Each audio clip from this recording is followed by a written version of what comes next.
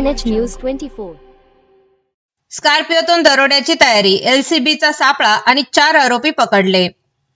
अहिल्यानगर शहरात दरोडा टाकण्याच्या तयारीत असलेल्या बाहेर राज्यातील दरोडेखोरांच्या टोळीला स्थानिक गुन्हा शाखेने जेरबंद करत मोठी कारवाई केली. या कारवाईत 4 आरोपींना ताब्यात घेण्यात आले असून तब्बल 6,56,000 रुपयांचा मुद्देमाल जप्त करण्यात आला आहे.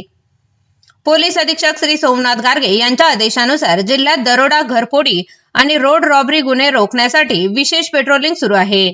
दरम्यान स्थानिक गुन्हा शाखेला गुप्त बातमीदारामार्फत माहिती कळाली की मध्य प्रदेश राज्यातील एक टोळी विना नंबर स्कॉर्पिओ गाडीतून नगर शहरात दरोडा टाकण्यासाठी येणार आहे. मिळालेल्या खात्रीशीर माहितीच्या आधारे स्थानिक गुन्हा शाखेच्या पथकाने बुऱ्हानगर ते अगडगाव रोडवर सापळा रचला.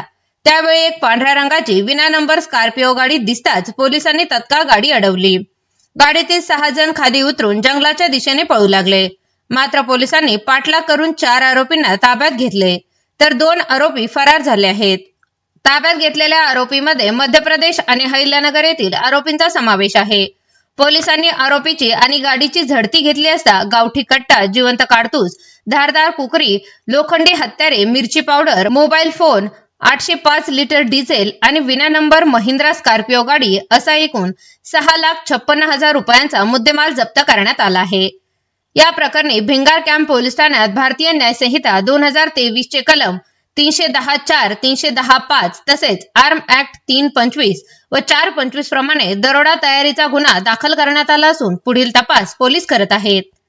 फरार आरोपीचा शोध सुरू असून या टोळीचा इतर गुन्ह्याशी संबंध उघड होण्याची शक्यता पोलिसांनी व्यक्त केली आहे.